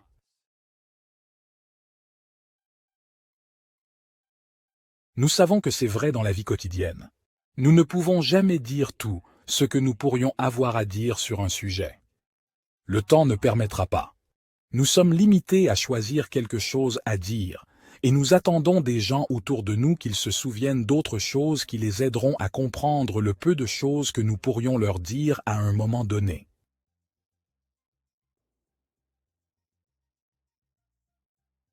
Eh bien, le même genre de chose est vrai pour Dieu lorsqu'il nous parle dans les Écritures. Et ce n'est pas car Dieu ne peut communiquer clairement et rapidement beaucoup d'informations. C'est plutôt car nous, créatures finies, sommes incapables de comprendre d'importantes quantités d'informations promptement et en entier. Puisque Dieu ajuste les Écritures à notre finitude, aucun passage biblique ne peut exprimer tout ce qui pourrait être dit sur un sujet.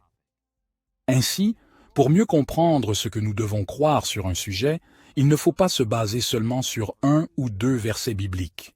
Ils ne peuvent simplement pas dire tout ce qu'on pourrait devoir savoir sur un sujet.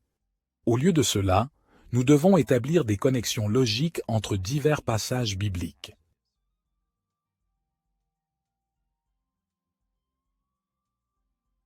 Par exemple, pour décider du paiement des impôts, il faut considérer plus qu'une simple proposition théologique comme tout est pour la gloire de Dieu, de 1 Corinthiens 10, 31.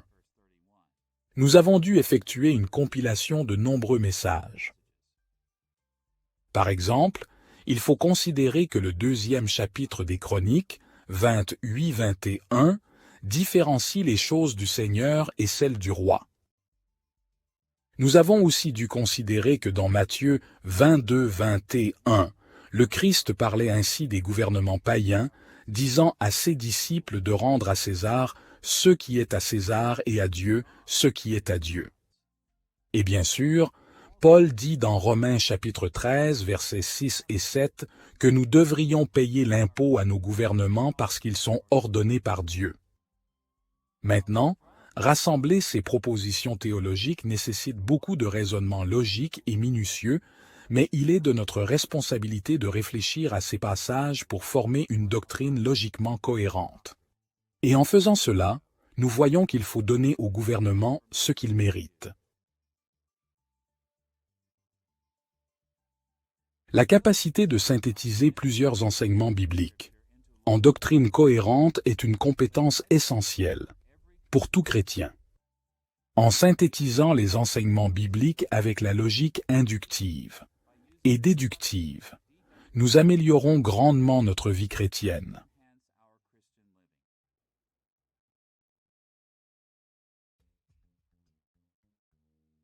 Bien que positif d'apprendre à exprimer nos croyances logiquement, nous devons aussi être conscients que se focaliser sur le raisonnement logique et la théologie peut présenter des pièges nuisant à notre vie chrétienne. Fréquemment, les chrétiens reconnaissant l'importance de doctrines théologiques cohérentes pensent que leur seule tâche est d'être raisonnables et logiques en étudiant diverses doctrines. Ils ignorent d'autres aspects de la vie chrétienne, réduisant le processus théologique à une simple réflexion logique. Mais lorsque nous pensons ainsi, nous nous coupons de certaines des influences les plus vitales sur nos réflexions théologiques.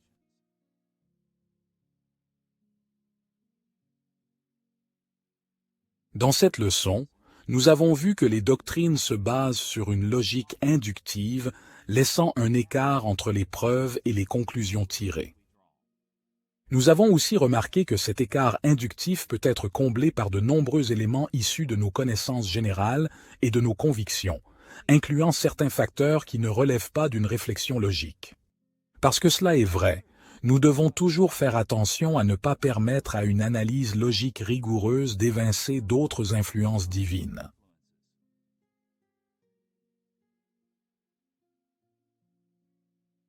Soyons motivés à lire les Écritures avec dévotion et sensibilité à la direction de l'Esprit. Nous devrions être motivés à interagir avec d'autres chrétiens, trouvant la force de conviction dans leur communion. Motivons-nous à marcher avec Christ, trouvant direction, providence et même dans nos consciences. Ce n'est qu'en étant sanctifiés de cette manière que nous pouvons avoir la certitude que nous comblons le vide inductif d'une manière qui plaît à Dieu. Réduire le processus consistant à dessiner des inclusions théologiques à une simple rigueur logique nous coupera de nombreuses ressources vitales que Dieu a fournies dans toute la gamme de la vie chrétienne.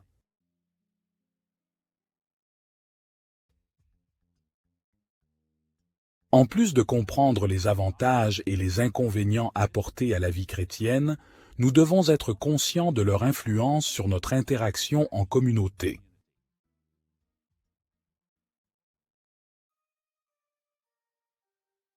L'interaction et la communauté nous aident à nous concentrer sur l'importance du corps du Christ dans notre existence. Dans ces leçons, nous avons évoqué 3 dimensions clés de l'interaction dans la communauté chrétienne. Héritage chrétien, témoignage de l'action du Saint-Esprit dans l'Église passée. Communauté chrétienne, témoignage des chrétiens vivants aujourd'hui. Et le jugement privé, témoin de nos conclusions et nos convictions personnelles. Ces dimensions de communauté interagissent d'innombrables façons.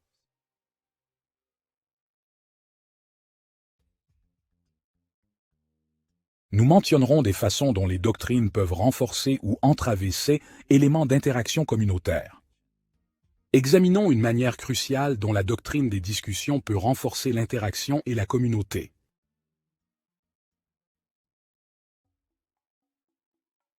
L'impact le plus grand des doctrines théologiques sur la vie chrétienne est sans doute la façon dont elles favorisent l'unité et l'harmonie au sein de l'Église. S'il y a une façon d'améliorer notre interaction, c'est de mieux raisonner ensemble grâce aux enseignements des Écritures.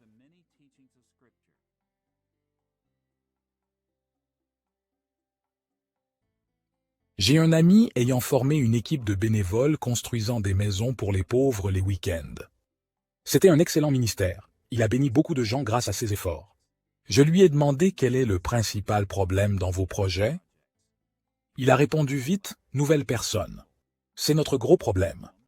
Il faut arrêter tout ce qu'on fait pour leur expliquer les bases. Les nouvelles personnes peuvent empêcher l'équipe de finir le travail.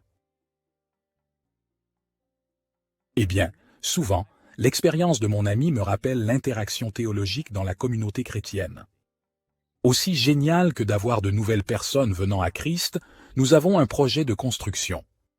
Il est crucial de former nos frères croyants aux doctrines de la foi chrétienne, pour éviter de revenir sans cesse aux enseignements de base.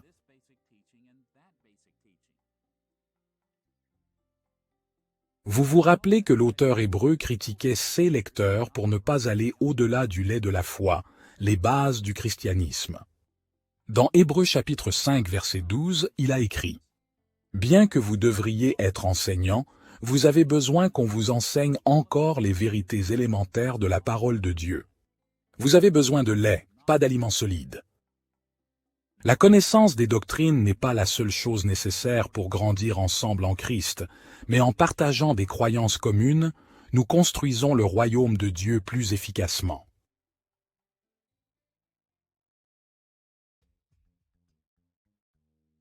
En même temps, comprendre des doctrines saines peut améliorer l'interaction, mais trop se focaliser dessus peut entraver l'interaction entre chrétiens.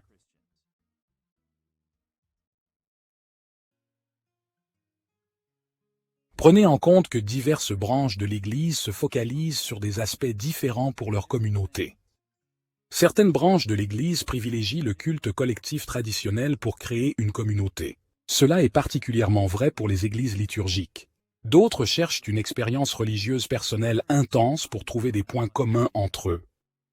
Ces églises se focalisent souvent sur la conversion des perdus ou les dons exceptionnels de l'esprit. D'autres branches de l'Église cherchent la communauté via la doctrine. Elles voient leur unité principalement en termes de position théologique qu'elles adoptent.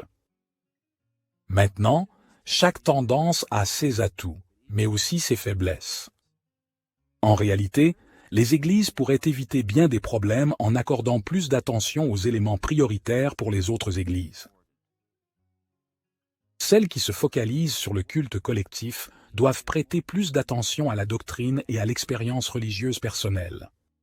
Celles qui se concentrent sur l'expérience religieuse pourraient mettre l'accent sur la doctrine et le culte collectif. Et bien sûr, celles qui trouvent leur unité et doctrine doivent souvent passer plus de temps à se tourner vers le culte et l'expérience religieuse personnelle. C'est ce dernier groupe qui rencontre souvent le problème de trop insister sur les doctrines théologiques au point qu'elles nuisent à l'interaction communautaire. Nous avons tous entendu parler de chrétiens dogmatiques, arrogants et fiers de leur pureté doctrinale. Ils sont si fiers qu'ils n'apprécient rien sauf la pureté doctrinale. Je pense qu'on doit se rappeler ceci sur le corps du Christ. Dieu a donné à chacun de nous divers dons naturels et dons du Saint-Esprit. Ces dons poussent certains d'entre nous vers les rigueurs logiques de la théologie systématique. Et ils ont tendance à rendre les autres moins intéressés par les questions doctrinales. Ce n'est pas forcément une erreur ou un péché pour une personne de poursuivre une bonne chose comme des doctrines avec un peu moins de vigueur que quelqu'un d'autre. Nous devons comprendre que notre niveau de zèle pour la doctrine est souvent une question de don et d'appel. Et au-delà de cela, nous devons nous rappeler que chaque chrétien a besoin de tous les autres chrétiens. Ceux qui sont plus enclins aux préoccupations doctrinales ont besoin de ceux qui ne le sont pas, et vice-versa. Nous nous équilibrons en aidant à vivre pour Christ d'une manière que nous ne pouvons pas seuls. Mais l'interaction et l'interdépendance communautaire sont souvent entravées en insistant trop sur la pureté doctrinale. Ayant observé des liens entre doctrine, vie chrétienne et interaction en communauté, nous devrions aborder la troisième ressource théologique principale, l'exégèse de l'Écriture. Comment les débats doctrinaux et systématiques influencent notre interprétation de la Bible?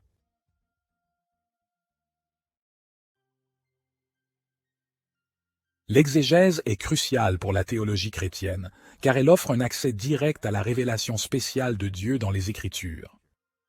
Nous avons proposé dans une autre leçon le bénéfice de considérer trois façons phares dont le Saint-Esprit a guidé l'Église pour interpréter les Écritures. Nous avons nommé ces catégories: analyse littéraire, historique et thématique. L'analyse littéraire voit les Écritures comme une image, des exposés artistiques créés par des auteurs humains pour influencer leurs publics initiaux grâce à leurs caractéristiques littéraires uniques. L'analyse historique voit les Écritures comme une fenêtre sur l'histoire. Une façon de voir et d'apprendre des événements historiques relatés par les Écritures. Et l'analyse thématique traite les Écritures comme un miroir, une manière de réfléchir sur des questions et des sujets qui nous intéressent.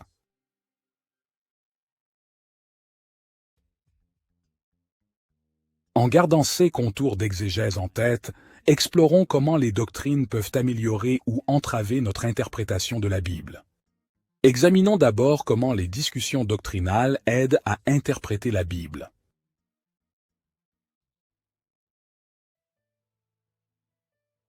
Je suis très étonné de voir plusieurs chrétiens penser que la plupart des doctrines du christianisme sont explicitement enseignées dans la Bible. La vérité est que plusieurs principes fondamentaux de notre foi ne sont pas directement ou spécifiquement mentionnés dans la Bible. J'ai entendu un pasteur connu dire à sa congrégation de croire seulement ce que la Bible enseigne clairement, pas les implications qu'on pourrait penser qu'elle a.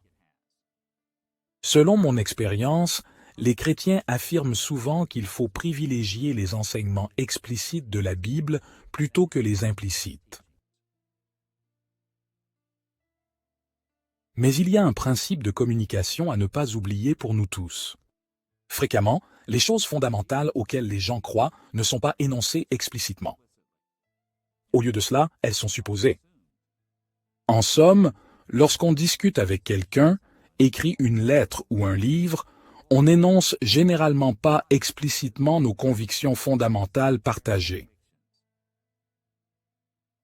Pensez un instant à ce principe. Je n'ai pas dit une seule fois tout au long de cette série que je croyais en l'existence de Dieu. Pourquoi pas? C'est parce que cette croyance est si fondamentale dans nos leçons que nous supposons tous que je crois en Dieu.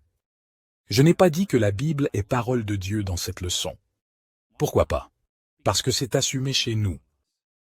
Ces vérités et d'autres forment le fondement implicite de ce que j'ai dit explicitement. Dans plusieurs aspects, c'est pareil pour les Écritures. Les auteurs des Écritures ne se focalisent pas explicitement sur les éléments les plus systémiques qu'ils communiquent. Ces vérités sous-tendent ce qu'ils disent clairement. Et l'un des objectifs de la théologie systématique est de découvrir les hypothèses doctrinales derrière ceux que nous trouvons dans les Écritures. Par exemple, nulle part dans les Écritures on trouve un enseignement clair sur la Trinité, ou comment les deux natures du Christ interagissent dans son unique personne. Ces deux doctrines sont des traits du christianisme historique. Ces enseignements et d'autres très importants du christianisme reposent en grande partie sur les implications logiques d'enseignements dispersés dans la Bible. Lorsque les systématiciens élaborent des doctrines telles que la Trinité ou la nature du Christ, ils n'ajoutent rien à la Bible. Ils cherchent plutôt à rendre explicite ce qui se cache déjà sous la surface de la Bible.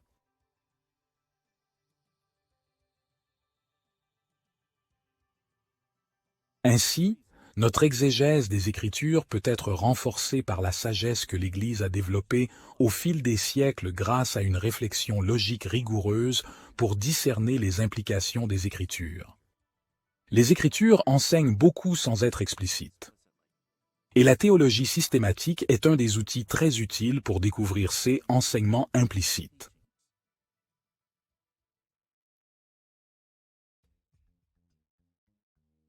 Bien que les doctrines et la systématique soient précieuses pour l'exégèse, il faut aussi réaliser comment elles peuvent parfois nuire à notre interprétation des Écritures.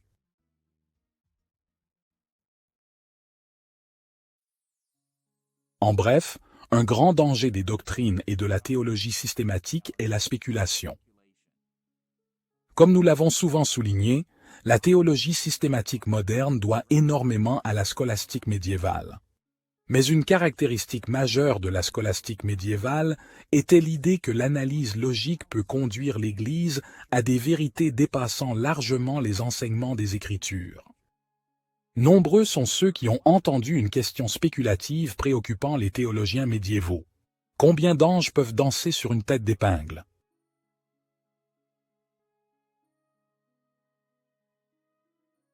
Or, parce que la systématique protestante doit tant à la théologie scolastique, elle aussi s'égare parfois dans la spéculation. Elle explore aussi des idées et tire des conclusions avec peu ou pas de soutien biblique, car elle semble logique. Par exemple, vous pourriez être surpris d'apprendre que dans la théologie systématique protestante, d'importants débats ont eu lieu sur un sujet spéculatif qu'est la question lapsarienne. Peut-être avez-vous entendu les termes superlapsarianisme, infrelapsurianisme et sublapsurianisme, ou plusieurs autres variantes. Des débats bêta ont eu lieu entre les partisans de ces positions et l'ensemble du débat se résume à cette question. Dans quel ordre logique concevoir les décrets éternels de Dieu? C'est exact. L'ordre logique des décrets éternels de Dieu, son plan éternel pour l'univers. J'espère maintenant que tout le monde se rend compte que la Bible est loin d'aborder cette question. C'est un de ces grands mystères, où la Bible donne très peu d'informations. Mais une adhésion trop enthousiaste à l'analyse logique et aux discussions doctrinales peut conduire à cette spéculation et à bien d'autres.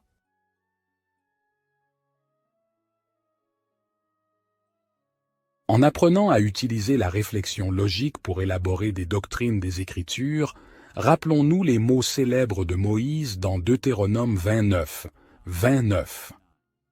Les choses secrètes sont pour le Seigneur notre Dieu, mais les choses révélées sont pour nous et nos enfants éternellement, pour suivre toutes les paroles de cette loi. Il y a des choses secrètes, des mystères non révélés, donc une réflexion logique minutieuse mène souvent à des spéculations.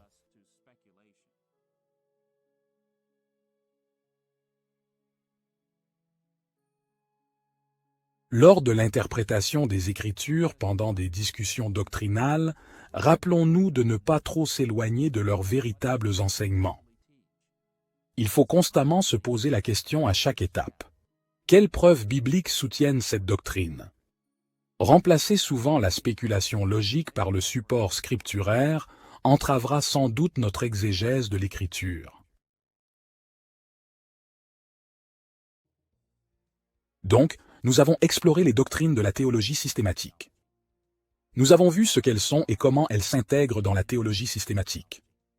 Nous avons aussi exploré comment les doctrines se forment et examiné plusieurs valeurs et dangers qu'elles présentent. Tous les chrétiens ont des doctrines, écrites ou enseignées oralement. Mais apprendre comment les théologiens systématiques ont créé des doctrines chrétiennes au fil des siècles est un bon moyen d'évaluer nos croyances et d'approfondir notre compréhension de la parole de Dieu en le servant et en servant son peuple.